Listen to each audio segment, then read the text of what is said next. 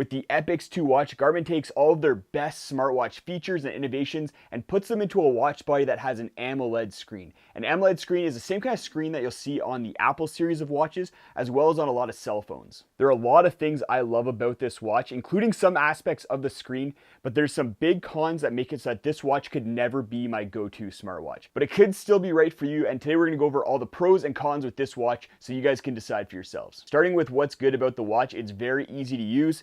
The Epix watch has 5 buttons, 2 on the right side and then 3 on the left side. And physical buttons are awesome for a smartwatch. I like it way more than watches that only have a touchscreen.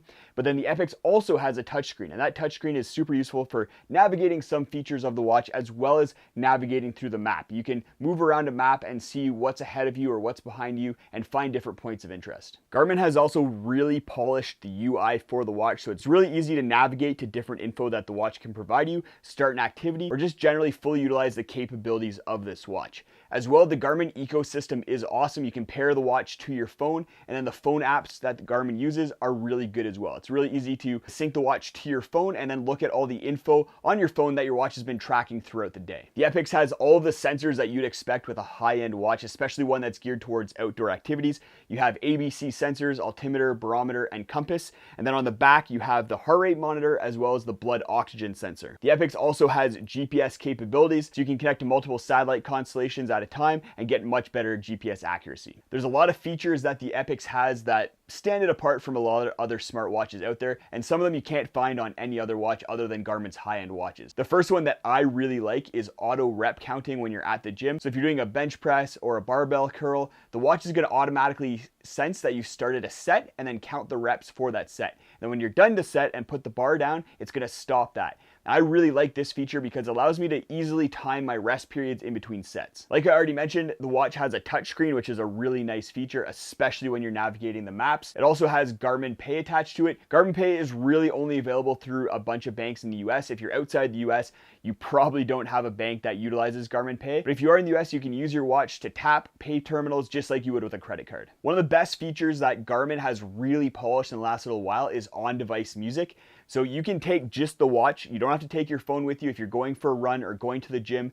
And what it does is it syncs to Spotify playlists. So you tell the watch which playlist you want to sync to it from Spotify, and then it'll download those playlists and you can listen to them without your phone while you're running. You just have to put in some Bluetooth earbuds. The watch also has removable watch bands. With a really easy system, you can just take the bands off and then sub them out. I find a lot of Garmin watches these days are kind of bland, so it's really nice to be able to switch out the watch bands. I just added these red ones right here. I'll have a link to the watch bands that I am using as well as the watch in the video description. A lot of people are going to be using their smartwatch for fitness tracking, and you can track dozens of different activities with the Epix watch, including running, hiking, swimming, even golf and skiing. There's 42,000 golf courses and 2,000 ski resorts that are synced to the Garmin ecosystem. So you can load up the ski resort or load up the golf course. And what's really cool with the golf activity is that it will actually tell you how far away you are from the hole based on your GPS location. While you're doing an activity, you can see all of your stats right on the watch. You just turn your wrist up and you can see how fast you're going, what your heart rate is, the distance that you've gone, as well as the time of day. Basically anything you'd want to know about the activity you're doing, you can just take a look at your watch and see those stats. I find having those stats readily available on your wrist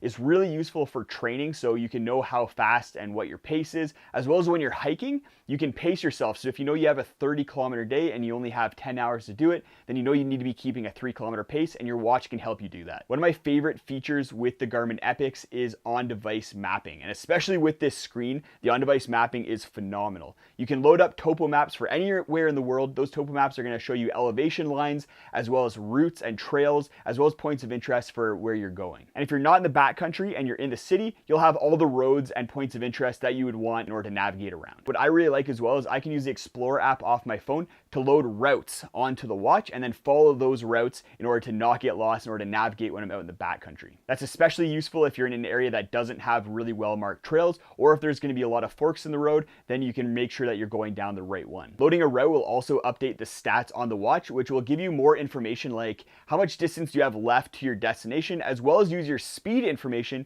to determine an estimated time of arrival at your destination. Now let's talk about this screen, because AMOLED screens are something that Garmin has only recently started introducing into their watches, and it has a lot of pros, but then also some negatives to it as well. The cool thing with AMOLED screens these days is that the technology has evolved so that you can have an always-on display. And while AMOLED screens are going to be a little bit of a drain on a battery, which we'll get into a little bit later, they are really sharp and very clear. That sharpness and detail is especially nice when you're using the map. You can just kind of scroll around the map and really see the details of that map clearly. AMOLED screens are also very bright, much brighter than the trans-reflective screens that Garmin uses on its other watch. In order to save battery, the watch screen will dim like it is right now, but if you just tap it or you do a wrist gesture, then it'll turn on the screen to full brightness and make it really easy to see. But not everything is great with that screen, and that kind of takes us into what's bad about this watch. Starting off with the price. The Epix watch is not cheap at $1,000 US. For a lot of people, $1,000 is going to make it so that this watch isn't worth it for them, but for some other people, it's going to be worth spending that money for one of the most technologically advanced watches that you can buy. Another bad thing is the battery life with the watch, and a lot of that is due to the screen that it uses. In GPS mode, you get 30 hours of battery life and then 5 days of battery life when it's in smartwatch mode. For me, I get about 2 to 3 days of battery life with the Epix, using it as my full-time watch and then having 1 to 2 hours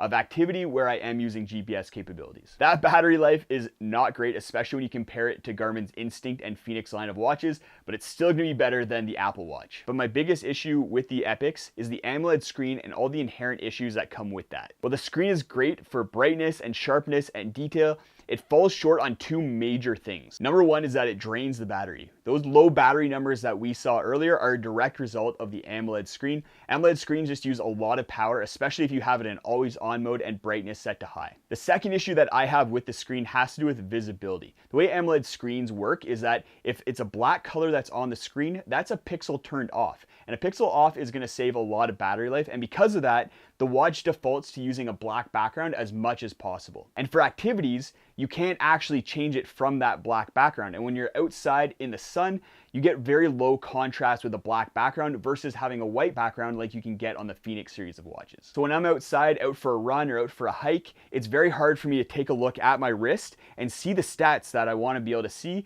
and look at the things that I'm tracking. Even with the brightness set to high and wrist gesture turned on, it's really hard for me to not be annoyed every time I want to look at the stats. I like to be able to just have a very quick look at my watch and see what my stats are as well as where I am on the trail. This isn't an issue when I'm inside. It's very easy to see the watch when I'm inside or if it's not sunny out.